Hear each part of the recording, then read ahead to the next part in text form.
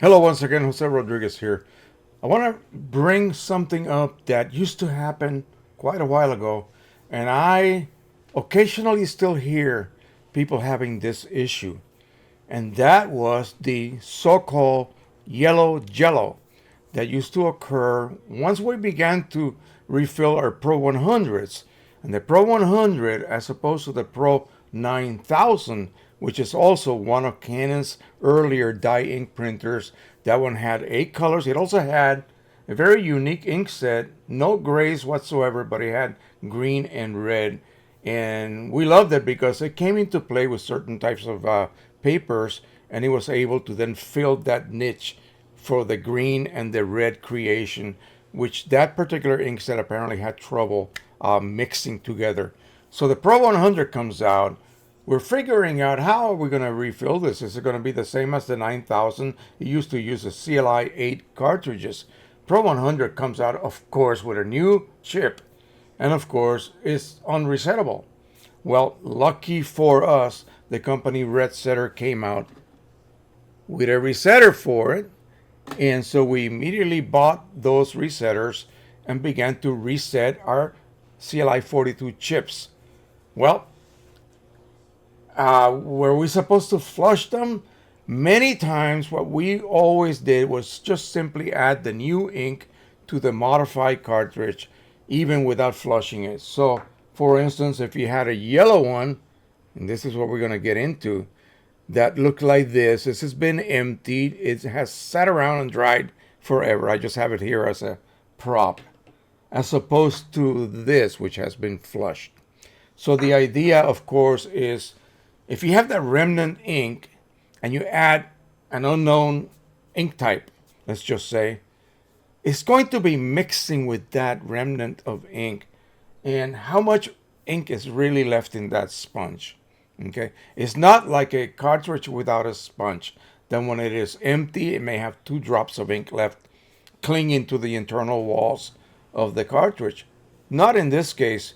There's a lot of ink in that sponge, up to 2 to 3 ml of ink, and you're mixing it with the new ink. Is it miscible? Is it going to mix without any physical issues?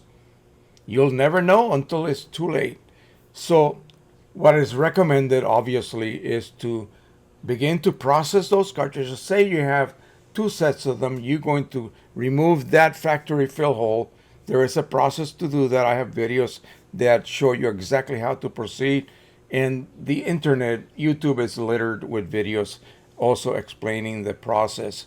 If you can buy a set already processed for you, meaning the ball has been removed, the internal seat has been drilled to 5/32 of an inch diameter, and then the cartridge has been fully flushed for you, dried, and you plug install one of these fancy little orange caps applied, buy that. And Rick Johnson sells those sets 60 something dollars on eBay. There's a link on my video descriptions. Check it out. It is priceless. You need to really have at least 2 sets like that. Okay? It will come in super handy. Believe me, trust me on this. So if there's someone else out there doing this, then whoever you choose to buy them from, but these these cartridges done by Rick, no one, no one has complained about any issues with them as they refill them and they put them in their Pro 100s. Okay, so that's a pretty good record, and I think it's like, gosh, several couple thousand sets. Yeah, so it speaks for itself. Anyway, so what happens if you do not flush? Like I said, you're mixing OEM inks with the new ink. You're hopefully nothing will happen. There will not be any kind of weird reaction. So with the Pro 9000, nothing ever happened. You just add the new inks, and yeah, you have a period where you're still dealing, kind of mixing a little bit with the OEM ink. And then eventually that OEM ink goes away, and you see the true colors, as people say, of the new ink set, and you may have to create a new profile for your papers that you're printing on. All right, with the PC inks that came out, PC 42 SE Signature Edition, I was doing the same thing. He said that they were so close to OEM, no issues whatsoever. You don't need to flush. So I, of course, proceeded to um, remove the ball, drill the hole, check it with a plug, and I just added the new ink to them. Again, no issues. I printed, it was beautiful. My gosh, I was amazed with the results until about the third refill. And what happened? The yellow cartridge apparently got to the point where there was just enough original OEM ink trapped on the upper portion of the sponge. Somehow reacted with the new ink, and it gelled and it trickled its way through the sponge and clogged my yellow channel. We called it yellow jello. And so the only way to clean it is take the printhead out immediately and flush it with like Windex.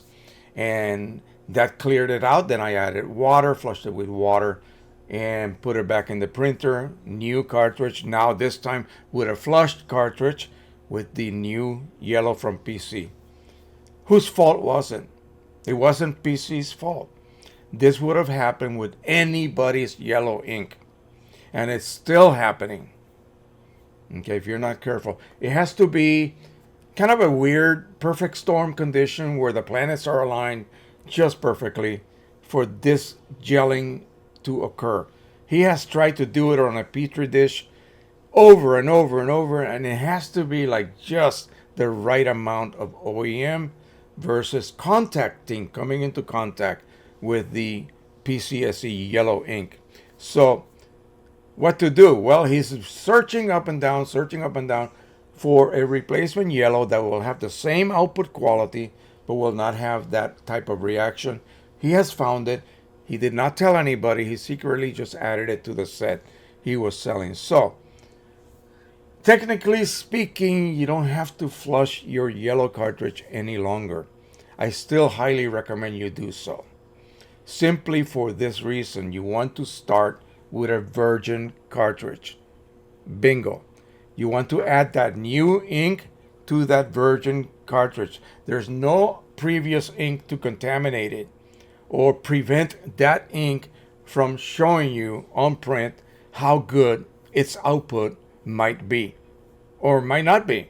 You see what I mean? So you need to start with a fresh sponge that is spanky clean, add the new ink to the cartridge, and then you load those 8 cartridges to your printer, close the lid. It will perform that required purge cycle, and then you can run a nozzle check and see if you're perfect. And then if you're worried, run a cleaning cycle, another nozzle check, and now from that point onward, you are printing with that new ink set, and there'll be zero danger of any kind of weird reaction taking place, which can happen today because other people's yellow inks will still react with Canon's new yellow ink formulation.